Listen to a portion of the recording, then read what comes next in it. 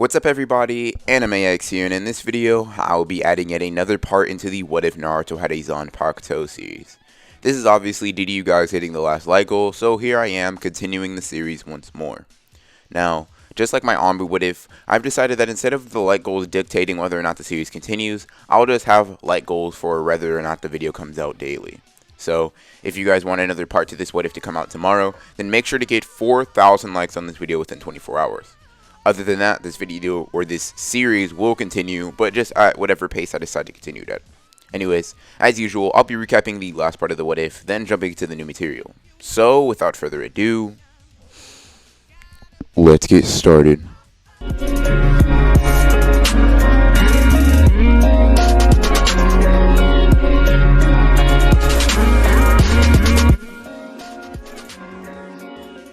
Now, in the last part of this What If, we basically finished off the Land of Waves for Naruto along with the rest of Team 7, and we went a little bit into depth on Naruto's training in between the Land of Waves mission and the Chunin exams. During this time, Naruto is learning his Shikai, or he's training with it, learning some abilities from Kurama, and he's getting a lot of information about a lot of different things, a lot of different aspects of Zanpakuto and Shinigami as a whole. During this mini training arc, Naruto also had been trained in the art of Kido, Bakudo, and Hado. So he'd been trained on all three of them, although the extent to which he can use them is iffy at best. Now, we did go into the Chunin exams in the last part of this What If, and we basically finished off with Sasuke completely surprising probably you guys and Rock Lee and Naruto by outspeeding him. So that's where we'll jump into the video. Now, like I said, we left off with Sasuke flexing on Rock Lee and Naruto by displaying his speed and reactionary abilities, being able to dodge Lee even when he had the first gate unlocked and tried to attempt to use a Lotus, and showing off to Naruto that he's improved a ton, even in the little amount of time that he had to train. After that, Team 7 enters the first stage of the Chunin exams, and to Naruto's horror, the first stage is a written exam made to test your intellect, or at least that's what he's told. As soon as this test starts, Naruto's mind starts revving up, knowing that he himself is far too dumb or just not intelligent enough to answer even a single question on this test without cheating. He can't really see how anybody would be able to do this, and he starts panicking. How am I going to do this? Naruto's eyes dart around the entire room as he searches for an opening, a loophole, something to make him or help him take this exam. As he is panicking, Minato appears in front of Naruto and starts talking to him. Naruto, you know I can help you with your test, right? I happen to have one of the highest test scores in Konoha history. I should be able to answer everything on there. Naruto's ears perk up when he hears this, and he almost asks Minato if he's being serious, before he regains the semblance of sense and just really honor that he has, and keeps his head down. Naruto then ponders using his dad to help him cheat and come to a decision. He then looks up at Minato, and shakes his head, signaling that he is aware of what the purpose of the exam is, and now Naruto has to gamble to be able to pull it off. If I'm going to take this exam, I'm going to need to do it the right way to make me stronger. Naruto then looks down at his sword, which lays on his lap. He quickly grabs the handles and whispers a release phrase under his breath. Sync with me, Kurama. Naruto's Ryatsu then flares for a second before he gets it under control, making sure that nothing is really damaged or thrown away while he's doing this, and starts contacting Kurama within his head. Kurama, I need your assistance. Naruto hisses this in his head until Kurama appears in front of him. Kurama, I need to know, do you have an ability that increases my speed at all? Kurama then nods and nods. Of course I do, Naruto. In fact, that is the most basic ability that I can grant you. Kurama then stomps over to Naruto to help him. Here, this should help. Kurama then grabs Naruto's hilt, or the hilt of Naruto's sword as well, sending an enormous amount of Ryatsu into the sword and sealing one of the 9 holes on the sword, leaving 8 remaining. You will now have much more speed for a very short amount of time, Naruto. Use it wisely. Naruto then nods and regains full consciousness, heading back to the world of his test. Alright. Minato, I know you could help me on this test, but you won't be able to help me in every situation, so hopefully this works. Naruto then remembers his training back in the woods where he was working on making a decent looking after image. Remember that feeling. Go faster. Faster than anyone can see you. Naruto then focuses all of his Ryatsu down into his legs as he prepares his move. Alright, it's go time. Naruto then sends all of the Ryatsu down to the very bottom of his feet and springs out of his chair at top speed, fast enough to leave an after image of himself within the chair and only have a blur for his real image, meaning that no one, Not even the Chunin are able to really perceive him. He then bounces off of a wall and rushes past Sakura's paper, knowing that she'd most likely have the right answers. Now, as he's bouncing around, everybody seems to be standing still in comparison to his own movements. No heads seem to be turning, no eyes seem to be blinking. And as he rushes past, the instant that Naruto passes his paper, or Sakura's paper, he catches a glimpse of all the answers, but bounces on the ceiling to head back to his seat. Now, as he's rushing back, he sees someone looking at him, someone seemingly perceiving his speed, but he ignores this, thinking that it's all in his head, and he rushes back into his seat, all before the afterimage of himself dissipates. Before this, he lets out a sigh of relief that his plan seemingly worked as he writes down all of the answers. Thank you, Kurama. You're a lifesaver. Naruto is then about to let himself relax until he feels something that disturbs him. He feels this presence staring at him so intently and so just intensely that he can just feel their gaze boring a hole into his skull. With that presence, he also feels a massive amount of spiritual pressure that makes his own seem insignificant in comparison. No way someone else can have spiritual pressure. Naruto feels a drop of sweat fall from his nose and hit the table. This pressure, it's almost too much for me to withstand. Naruto feels his body being brought down and crushed to the ground as he can barely even, muster the strength to keep his head up. Naruto then turns around very briefly and locks eyes with the source of this massive spiritual pressure for one brief second.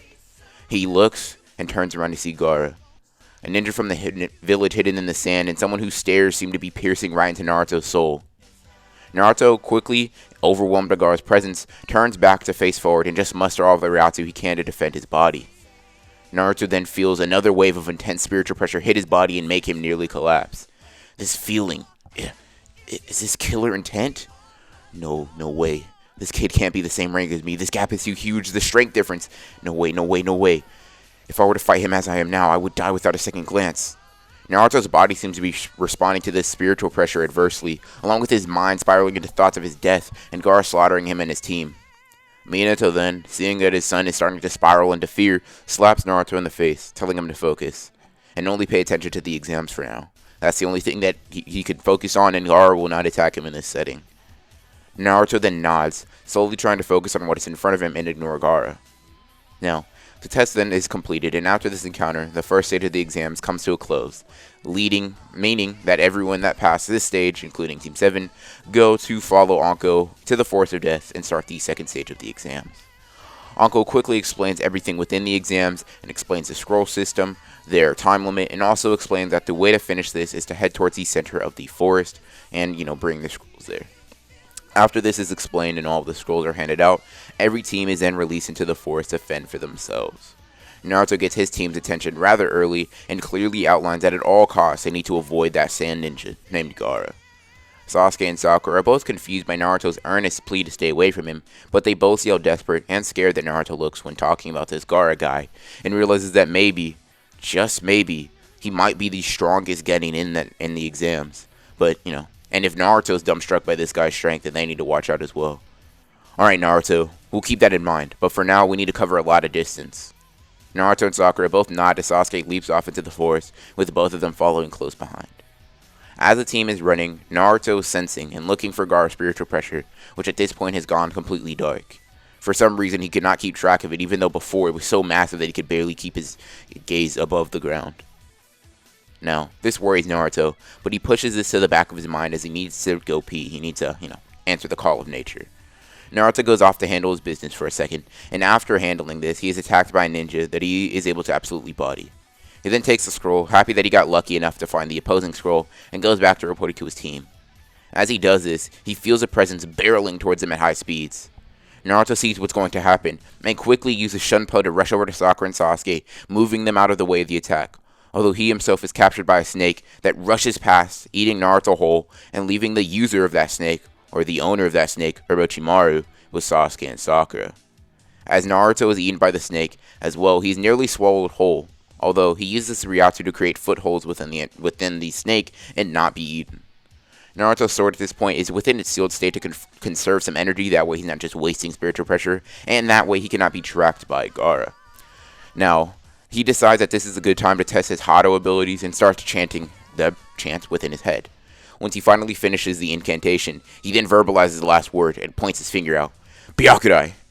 Naruto then points his finger outwards as a beam of electricity surges from his finger through the snake's mouth, creating an opening for him to escape from. Naruto quickly rushes out of the snake and heads towards his friends at top speed. When he finally arrives, he sees that Sasuke is injured heavily, with a weird mark appearing on Sasuke's neck. Naruto then sees that a massive snake is rushing towards Sasuke and Sakura. Just before it hits, however, Naruto appears between them, stopping and holding the snake in one hand. Naruto then looks to Sasuke and Sakura. Are you guys okay? Sakura shakes her head and frantically explains what happened to Sasuke. He bit him, and Sasuke fell to the ground. Naruto then just calms Sakura down, quickly trying to console her, and while he's talking, Orochimaru then yells at his snake to push harder, which interrupts Naruto's speech, and, interrupts what Naruto is about to put forward. Naruto then turns his head to Orochimaru, clearly angry, and a vein protruding from his head. Excuse me, I was trying to have a conversation with my friends. Naruto then pulls his sword out of its sheath and swings at the snake, cleaving it in half quite easily. Naruto then sees that Orochimaru is falling from the snake, and he disappears, and appears over there and pierces him in his body with his blade. Naruto then removes the blade unceremoniously, dropping Orochimaru, and grabs Sasuke's body before rushing off to Sakura, and rushing off with her to escape this area. Now, after a few hours of running in silence, Naruto sees that Sakura is showing signs of major fatigue. After this, Naruto takes this into consideration and decides to let her rest for a bit underneath the cover of a large tree. Sakura passes out underneath this tree while Naruto stays on watch and makes sure that they do not get ambushed or tricked or anything of the sorts. During this time, Naruto hears some people rustling in the branches and gets up to face them. 3 ninja with sound headbands similar to Orochimaru then walk into the clearing and stare right at Naruto. Just as they are about to state their demands for Sasuke, someone with much more ferocity, steps into Naruto's view. Gaara, the one with spiritual pressure that nearly put him on his ass, is now standing in front of him and staring down at him from atop a tree branch. Gaara then floats down to the battleground and looks at the sound ninja. I suggest you leave before you get caught up in the battle. I have no desire to kill weaklings like you, so this is your only warning. Zaku sneers at this and is about to attack, although Naruto, knowing that they'd be obliterated and killed, and having some compassion within his heart, blitzes and chops Zaku in the neck, knocking him out, then telling Dosu to leave him with his team. Dosu, being much more sensible than Zaku, grabs his partner and rushes off. Naruto then turns his attention to Gaara and grips his sword. Naruto then disappears back over to his team and tells Sakura to get as far away from there as he possibly can with Sasuke. Sakura starts talking back and telling Naruto that she needs to leave with him, but Naruto yells at her to leave. She finally gets the hint that maybe this Gaara guy might kill Naruto and rushes off with Sasuke in tow. So, you're like me, huh? You have spiritual pressure? Huh. Interesting. Naruto asks this as he tries to buy some time for Sakura, but Gaara corrects him. No, you are wrong. I'm nothing like you. You were simple prey, and I'm a predator. You're something that briefly interested me, and something that I'm determined to catch and kill. That is all you are. Don't compare the two. On that last word, Naruto feels the full weight of it hang in the air and feels its impact. Naruto Uzumaki, I'm going to kill you. Gaara then lets the sand out of his massive gourd on his back and lets his spiritual pressure flare up to ungodly levels in a bright flash of light. After this flash, Gaara is in his black Shu Hakusho and his sword at his side as well, similar to Naruto. As Naruto sees this and senses Gaara's intense spiritual pressure, his body tenses up. His breathing slows. His heartbeat pounds harder and harder in his heart as he grips his sword so tight that he can no longer feel his hands. He may be strong. He may be fast. He may even be more durable than me, but there's no way. There's no way he can keep up with me in speed. I just have to drive all the rats into my legs. As long as I focus and keep my eyes on him, I should... Naruto never finishes this sentence as Gaara disappears from his vision completely. Naruto's eyes dart around the battlefield as quickly as possible, trying to regain his senses on Gaara. But when his eyes refocus, he sees Gaara holding his sword tip right towards Naruto's heart. So boring. Die. Gaara then plunges his sword straight into Naruto's chest, spewing blood onto the ground and on his own body. What a disappointment. I expected better. As Gaara turns his back to Naruto, Naruto stands up shakily to his feet, blood dripping to the ground, and his legs barely able to support his own weight. Looks like you weren't fast enough to pierce my heart, 'cause I'm not done yet. Naruto then holds his sword in front of him and recites his chant, "Sync with me, Just before Naruto could finish, Gaara slices at Naruto's chest, making Naruto lose even more blood and fall to his knees. I don't know how you survived the first strike, but I'll tell you this. You won't survive this one. Gaara then holds his sword above his head, then brings down his sword to cleave Naruto in half, but just before it connects, just before he kills Naruto right where he stands, Gaara is called out to by Temari. Gaara, come over here. We need to hurry up and finish this exam. Gaara sheathes his sword. You got lucky this time, but I guess you weren't worth my time anyway. Gaara then walks away, sword sheathed, gourd sealed, and leaves as Naruto's body collapses completely onto the ground. And that, everybody, is where I'm going to end part 5 to the What If Naruto had a Zanpakuto series. If you did enjoy the video and want another part tomorrow, make sure to body slam, just Detroit smash, whatever you guys got to do to that like button to get it to 4,000 likes, because that will be the like goal if you guys wanted to see another parts tomorrow.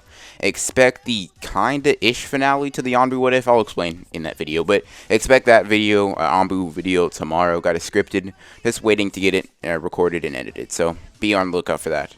Also, if you guys want to interact with me on a more personal level, follow me on all the kind of social platforms. I will leave links to those down below, including my Discord, Instagram, Twitter, all that good stuff down below.